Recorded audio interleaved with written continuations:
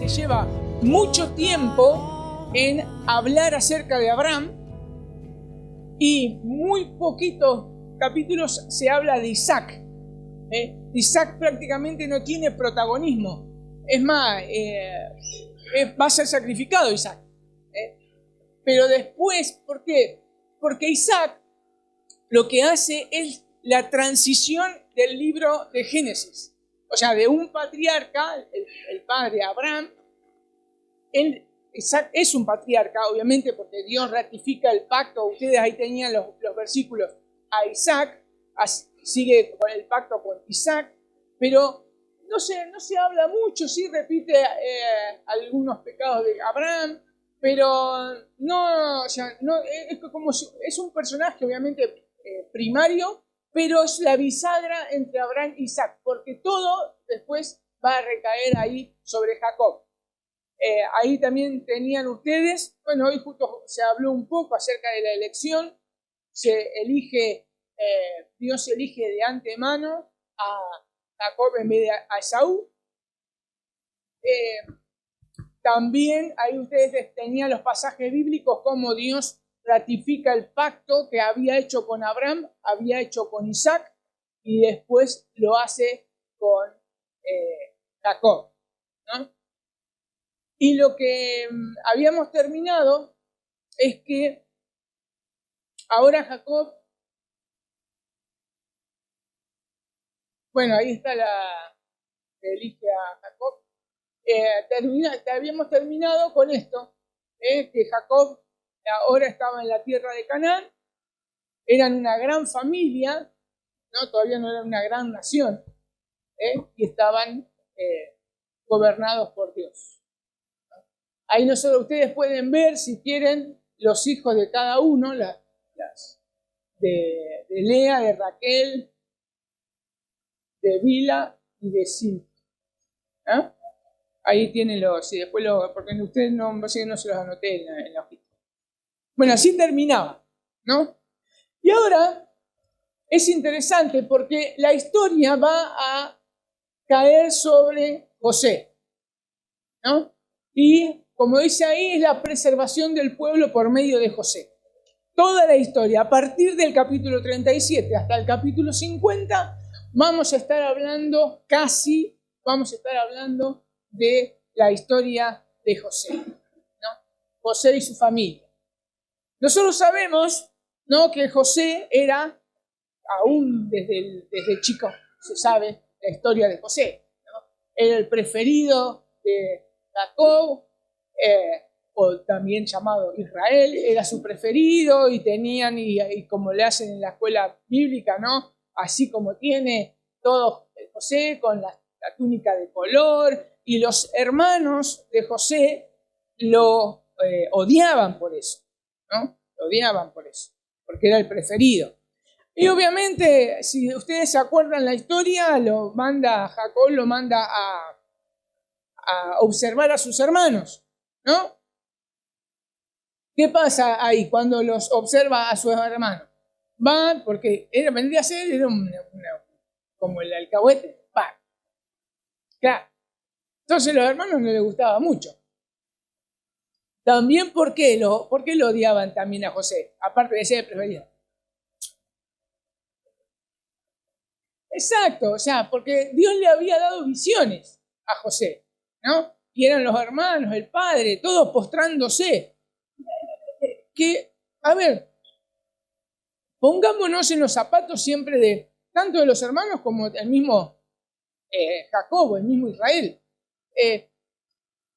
El patriarca se tenía que postrar ante su hijo. O sea, eso no se puede pensar en una cultura cuando los clanes, el patriarca era el que gobernaba. Entonces eso es impensable. Entonces uno puede decir, bueno, sí, o sea, tenían cierta razón los hermanos para tener bronca a José, ¿no? Porque muchas veces nosotros lo que hacemos es, juzgamos enseguida a los hermanos o al padre que se han enojado. ¿Por qué? Porque nosotros obviamente tenemos la Biblia y conocemos la historia. Ellos no, o sea, ellos estaban viviendo la historia. Ellos estaban viviendo la historia. No se sabía qué iba a pasar con José, nosotros sí. Entonces, el enojo de los hermanos tenía cierto justificativo, entre comillas, ¿no? Pero bueno, así pasa que, bueno, sabemos que José planean matarlo, ¿no? Uno de los hermanos dice, no lo vamos a matar, vamos a agarrarlo y lo tiramos en un pozo, ¿no? Y pasaban ahí unos egipcios, o también pueden ser llamados madianitas, o sea, que eran unos comerciantes que se iban a Egipto. Entonces agarraron y tuvieron el mejor plan de venderlo, ¿no? De venderlo. Cuando lo venden a José como esclavo, para justificar esa venta, ¿qué hicieron? ¿Qué le fueron a decir al padre?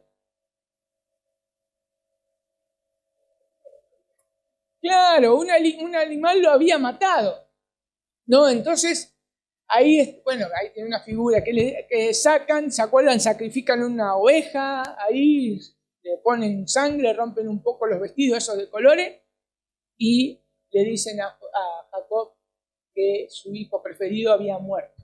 ¿No? Obviamente ahí tienen el drama de Jacob que llora y bueno, todo lo que pasa ahí. ¿No? Y es interesante porque, como yo les decía recién, estamos entrando en la historia de José, capítulo 37. Ahora, José ya fue vendido, ¿no? Pero el relato de Génesis corta el relato de José. Y es interesante porque da un giro, un pequeño giro en el capítulo 38, y nos va a hablar de la historia de Judá. Judá se va, no dice que se aleja de sus hermanos, se aleja de su familia, se casa, o sea, con una pagana, ¿no? Tiene 3 hijos, después ahí entra otro personaje, una mujer que se llama Tamar. Esta mujer, o sea, Judá elige esta mujer para que se case con su primer hijo. Su primer hijo, dice ahí en el capítulo 38, habla de que su primer hijo hace lo malo delante de los ojos de Dios, era malvado, que es impresionante porque ahí el texto nos dice que Dios le quita la vida. Dios le quita la vida. O sea que ella queda viuda. Entonces, ¿qué hace Judá? La casa con el otro hijo. Acuérdense, porque el que había muerto era el primogénito, ¿no? Y el primogénito era el heredero absoluto de todas las cosas de Judá y necesitaba descendencia. Si el hombre el primogénito moría, entonces el que seguía, su hijo, tenía que darle no su propia herencia, sino herencia para el hermano. Porque eso es lo que el hermano, el segundo vendría a ser, iba a tener su propia herencia. No, ahí se buscaba la herencia del primogénito, ¿no? Entonces, ¿qué pasa? Bueno, también pasa lo mismo, desaparece, se muere el hijo de Judá, y el otro que tenía era chico todavía. ¿Y qué le dijo Judá a Tamar? ¿De qué? No. Exacto, era muy chico y entonces le dijo, andate a la casa de tus padres, quédate ahí, cuando mi hijo crezca, te vas a casar con mi hijo, ¿para qué? Nuevamente, para que le dé herederos del primer hijo. Siempre tenemos que ver esa relación. ¿Y qué pasa ahí en esa historia?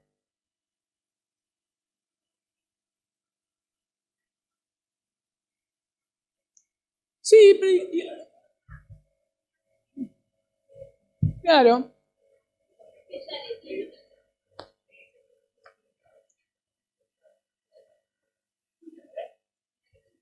Exacto.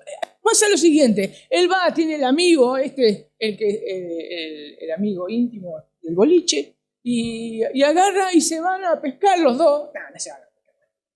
Pero bueno, o sea, ellos se van y se entera la nuera por parte de la vecina, que siempre está la vecina ahí, las que saben todas, sin internet, sin nada, ya sabía que venía el suegro, y entonces dice, mira, está tu suegro, qué sé yo, y entonces ella, ¿qué hace? Se viste claro, a ver, se viste de prostituta. Nosotros tenemos que sacar la idea de nosotros de lo que es como la vestimenta de una prostituta.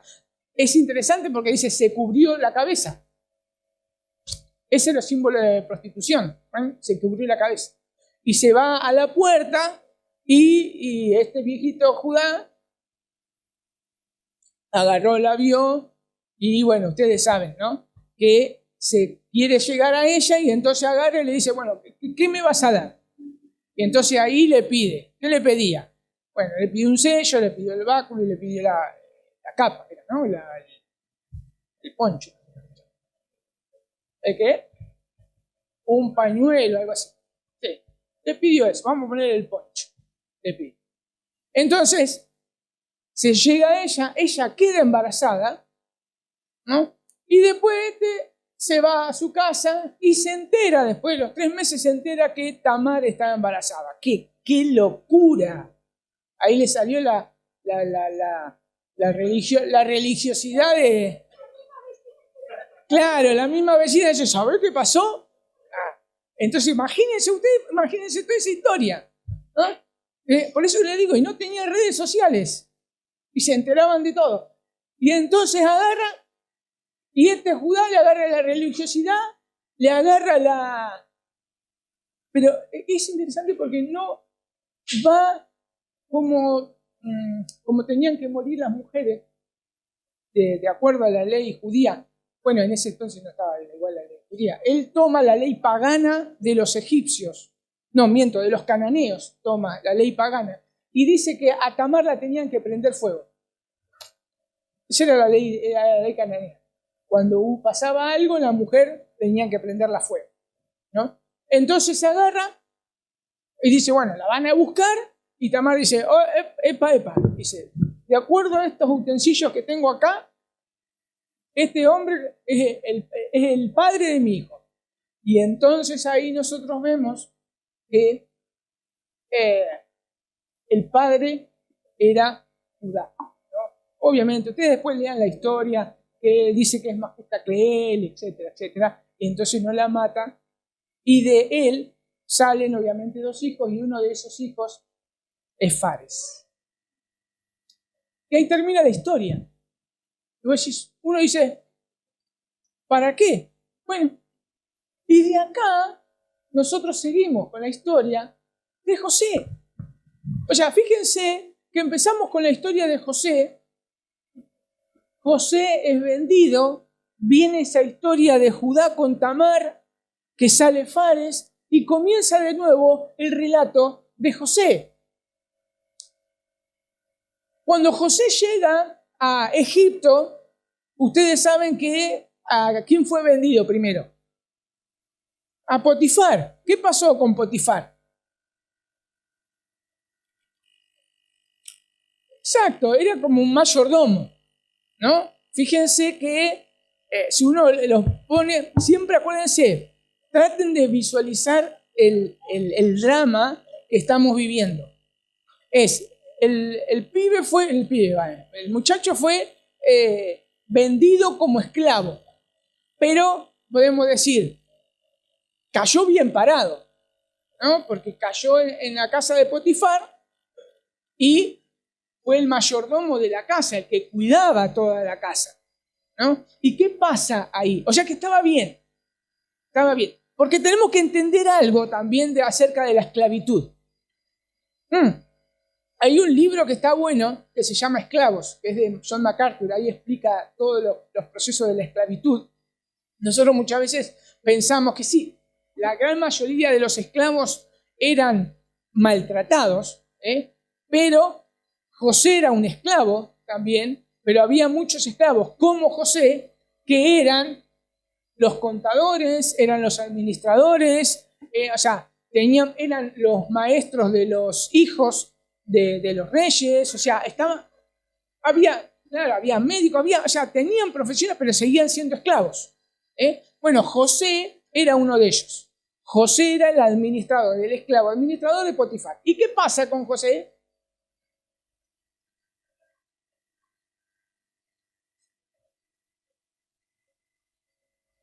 Ahí tenemos la mujer de Potifar que también le echó el ojo a José y quería hacer cosas que no tenía que hacer la mujer de Potifar. Como José temía al Señor, dice que él sale corriendo, ¿no? Fíjense cómo. ¿Cómo?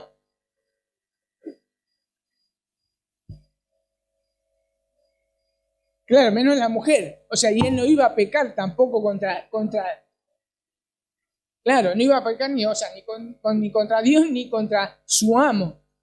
Y también, volvemos que siempre pensemos, es un hombre que fue vendido, parece que las cosas le va bien, que Dios lo está bendiciendo, o sea que está siendo prosperado en la casa de Potifar y ahora viene la serpiente, viene esta mujer y lo tienta, él sale corriendo y esta mujer ¿qué hace? Miente y José es otra vez metido en un foso, o sea, otra vez está ahora encarcelado.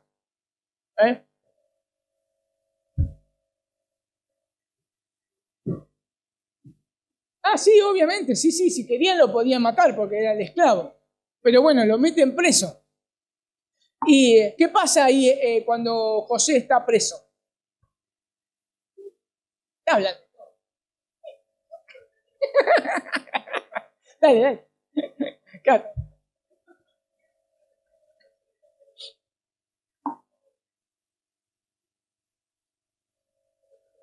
Claro, tenía eso, tenía interpretación de sueños. Dios le había dado interpretación de sueños. Y ahí, claro, y ahí había dos personajes que entran, ¿no? ¿Quién era? El copero y el panadero. Pobre copero y panadero. Porque a uno de ellos le interpreta el sueño, ¿no es cierto? ¿Cómo era eso? Interpreta el sueño a uno. Exacto. Al copero se salva y el panadero es mejor no soñar, ¿eh? Si sueñan, cállense en la boca. No pidan interpretación del sueño porque mejor. Entonces, al panadero lo limpiaron y al copero lo restituyeron. Pero José siguió en la cárcel. Ya, parece todo realmente un drama que Dios se había olvidado completamente de él. Ahora, imagínense la cabeza de José. Dios le da sueños, ve cómo sus padres, sus hermanos se postran delante de él. O sea, eso ya quería decir algo. O sea, él iba a ser alguien importante. Ahora, él se encuentra vendido, él se encuentra delante de Potifar, delante de la esposa, es encarcelado, sigue interpretando sueños. El otro es liberado y él sigue en cárcel. Entonces, todo mal para José, todo mal. Pero llega un momento, ¿qué pasa? ¿Cómo fue liberado José? Exacto. Faraón tiene un sueño, ¿se acuerdan de la? Claro, y el copero se acordó que había uno que sabía, claro, No, sí, se había olvidado el copero y dijo, bueno, muchacho, ¿eh? Sí, obvio, y pobre José estaba ahí encerrado. Ahora, claro, ahí está, que le dijo al copero. No, entonces agarra y bueno, y ahí, sabemos toda la historia, como José le interpreta el sueño al faraón, habla de las 7 vacas gordas y las 7 vacas flacas, y entonces faraón ahí sí lo pone como si fuese un primer ministro, ¿no? Un primer ministro. José entonces es prosperado en Egipto. Todos sabemos qué pasa, ¿no?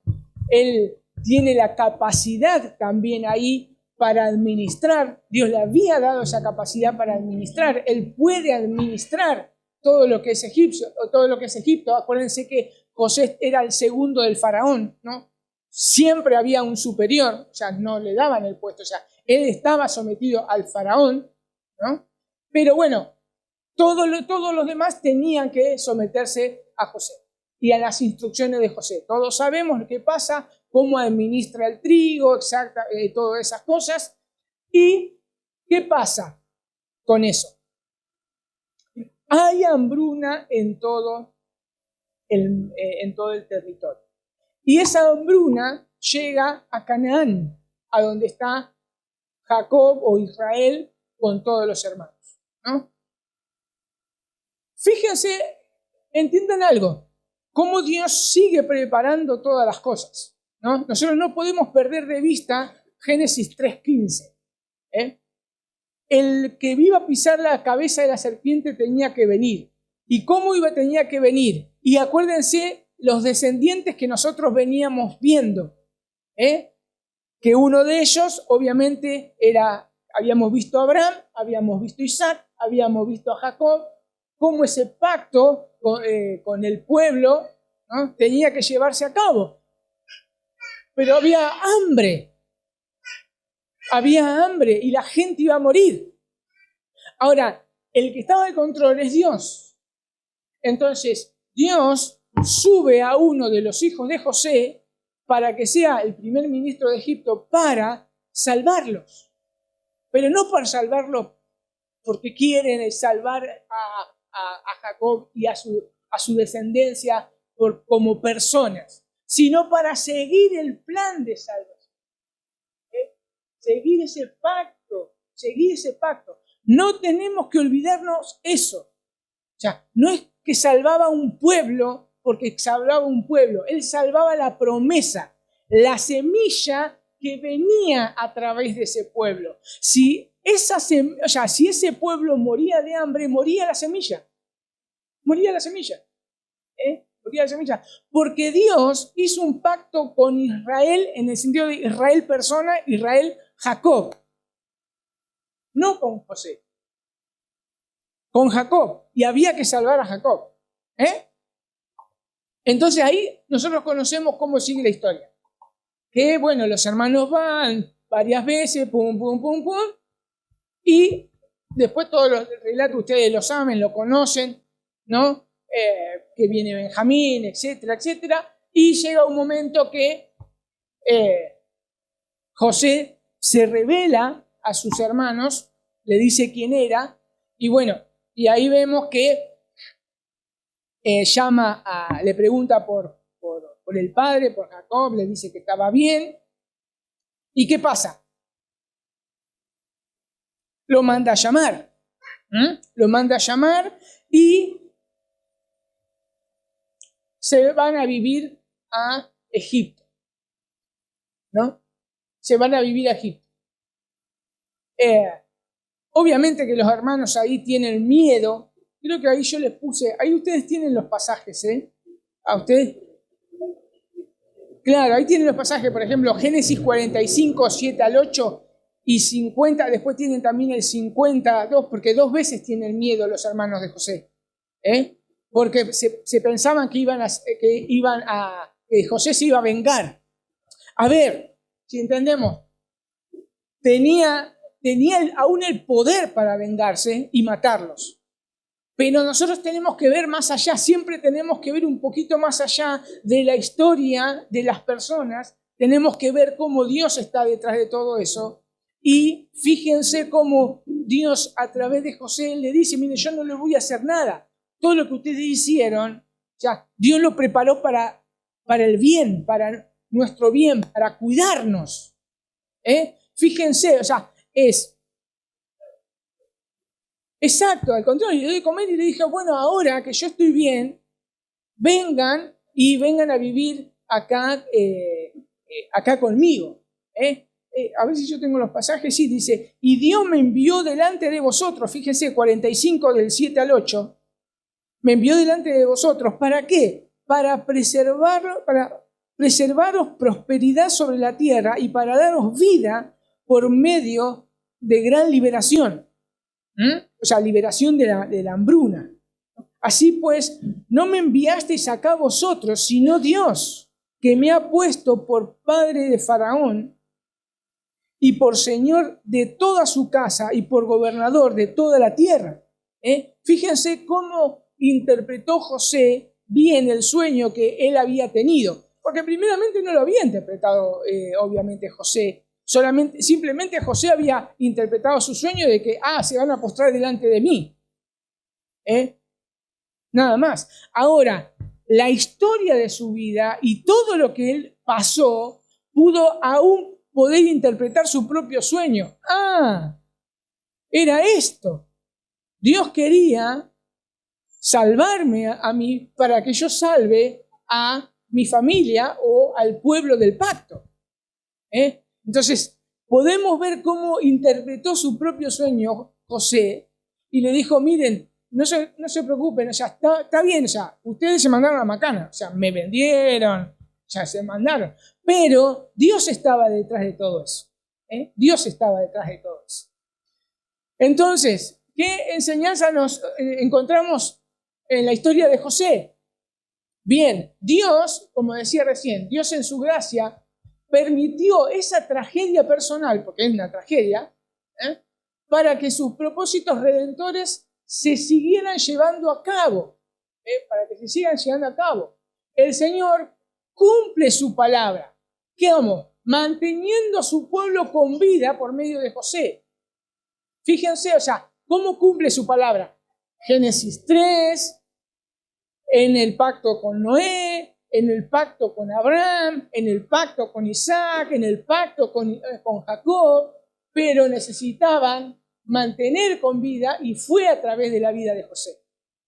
Dios es fiel y después, haciendo de esa manera posible, porque obviamente al salvarlos de la hambruna y al Jacob y su familia vayan a Egipto, iban a poder ser una gran nación incontable como las estrellas. Entonces, siempre nosotros tenemos que tener en vista ese plan de redención. Ese plan de redención. Cómo Dios fue cumpliendo.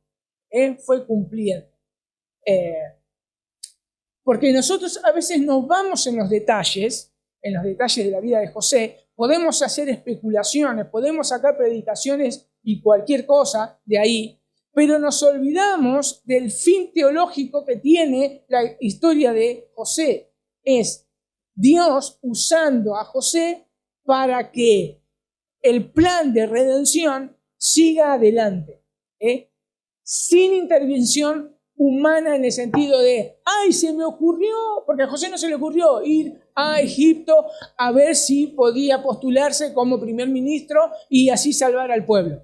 No. O sea, es Dios, siempre es Dios el que está llevando a cabo su plan, su plan. Bien, ahí ustedes después tienen, la bendición de Judá. Cuando Jacob va a Egipto y él se está por morir y todas esas cosas. ¿Qué lo tengo acá? No me acuerdo. No. Cuando Jacob o Israel ya se está por morir, como todo patriarca, ¿no? Como todo patriarca, bendice a sus hijos. Bendice a sus hijos. De ahí tienen en el capítulo 49, del 9 al 12, ahí tienen todas las bendiciones de todos los hijos. Y es interesante porque ahí tenemos la descendencia. Primero nosotros podíamos ver que todos los grandes capítulos que estuvimos viendo del 37 al 50 se basa todo en José, pero hace un giro inesperado por solo hecho de un solo capítulo que habla de Judá, en la bendición que hace Jacob sobre Judá es la siguiente. Judá, ahí tienen el versículo 49 del 9 al 12. La bendición que le hace a Judá es que le dice, nadie le va a quitar el poder a Judá, ni el cetro que tiene entre los pies, hasta que llegue el verdadero rey y todas las naciones lo obedezcan. Él lavará ropa con vino y su manto de sangre, en la sangre de uvas. Fíjense que es a Judá que Jacob le da la bendición de que de Judá va a salir un rey, no de José. Fíjense cómo, o sea, si nosotros tenemos que escribir la historia, aunque sea José, por todo lo que hizo, puede decir José, bueno, vos vas a recibir la mejor bendición, ¿no? Y obviamente que detrás de todo eso está Dios siempre planificando, y Jacob se dirige a Judá, aquel hombre que pecó, y le dice que de él va a salir un rey, un rey. Y ese rey, nosotros después lo vamos a ver que se va a ver en Jesús. Dice, este será grande y será llamado Hijo del Altísimo, y el Señor Dios le dará el trono de David, su padre, y reinará sobre la casa de Jacob para siempre, y su reino no tendrá fin. Y después, en Apocalipsis nosotros podemos ver, y uno de los ancianos me dijo, no llores, he aquí quién, el león de la tribu de Judá. ¿Se acuerdan cómo les dijo Jacob a Judá? Cachorro de león. Y ahora Jesús es el león de la tribu de Judá. La bendición de Jacob va más allá. O sea, lo que estamos viendo acá es como Dios nos está dirigiendo la mirada hacia dónde va el plan de redención. No va por medio de José. José era necesario para seguir el plan de redención, para que Judá viva y a través de Judá venga el rey. Ese rey que iban a esperar. Un rey, obviamente, un rey, estamos hablando de, porque habla de cetro y todo eso, y todavía no estaba en la mente ni de Jacob, ni de los clanes, los reyes, ¿no? Entonces, pero así ya estamos viendo cómo va a ir el plan de salvación, hacia dónde va. Necesitamos un rey, necesitamos un rey, y ese es Jesús. Ahora, volvamos de nuevo a la genealogía. De Jacob y Lea, obviamente, nace Judá. Ahí ustedes lo habían visto. De Judá se casa, Judá tiene relaciones con Tamar y nace Fares. De Fares, después podemos ver que sale Boz. Cuando Boz, ¿con quién se casa? Con Ruth. Y de Ruth sale un tal Obed. Y de Obed sale el rey David. Y el rey David sale Cristo. Esto ustedes lo pueden ver en Ruth 18:22. Perdón, ¿qué dije? 4 del 18:22 y después en la genealogía de Jesús. Fíjense qué impresionante, o sea, cómo Dios va dirigiendo su plan de redención. Nosotros nunca podemos imaginar que de esta relación salga el Cristo, o de esta que era moabita salga el Cristo. O sea, pero sí hay algo, es de Judá salen todas estas personas hasta Cristo. O sea, Judá, el cachorro, sale el león de la tribu de Judá. Entonces, vemos cómo Dios ya ya orquesta todo su plan de redención. Ya Dios, desde antes de la fundación del mundo, vemos cómo es Cristo el que va a pisar la cabeza del diablo, de la serpiente. Entonces, es increíble nosotros lo que vemos, porque nos pasamos, a veces nosotros tomamos las genealogías como muy aburridas, y sí, a veces tenés que lean Crónica y tenés como 9 capítulos hablando de genealogía. Pero cuando nosotros vemos ese entramado, nosotros podemos realmente ver la sabiduría de Dios.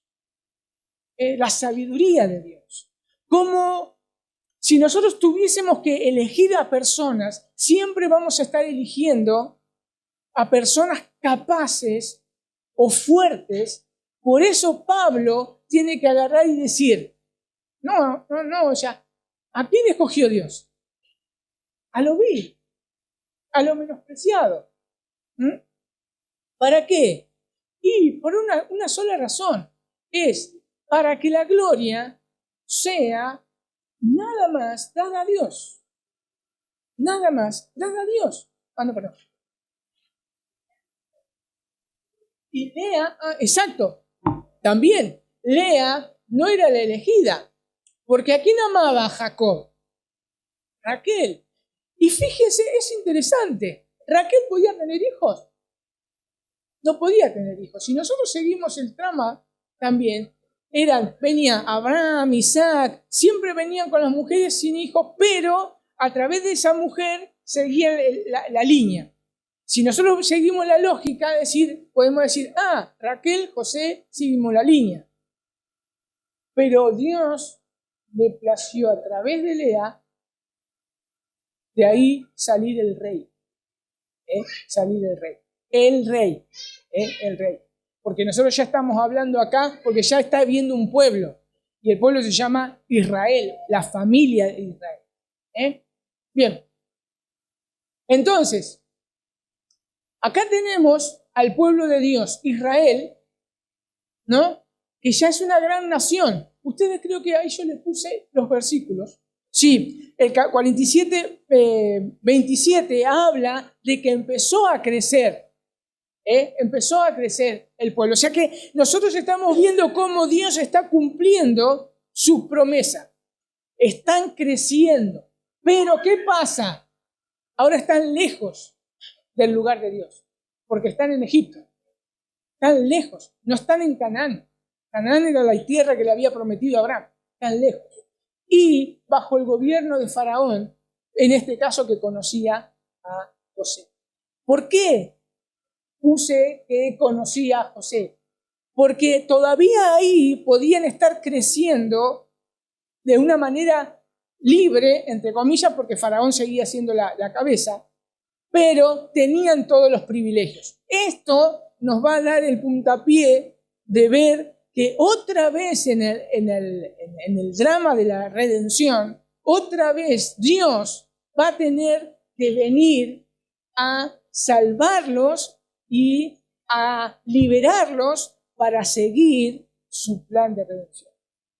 Porque hasta ahora simplemente vemos una parte de la promesa, una parte del pacto, que se están convirtiendo en una gran nación, como las estrellas del cielo. Pero todavía falta el lugar y el gobierno. Entonces, así es como nosotros terminamos. Todo esto era que parte del plan de la redención de Dios para establecer su reino. Para establecer su reino. ¿Hay alguna pregunta? ¿O quieren agregar algo? ¿O los que leen el libro de Evangelio y Reino o el otro quieren agregar algo? Nadie se anima. ¿No?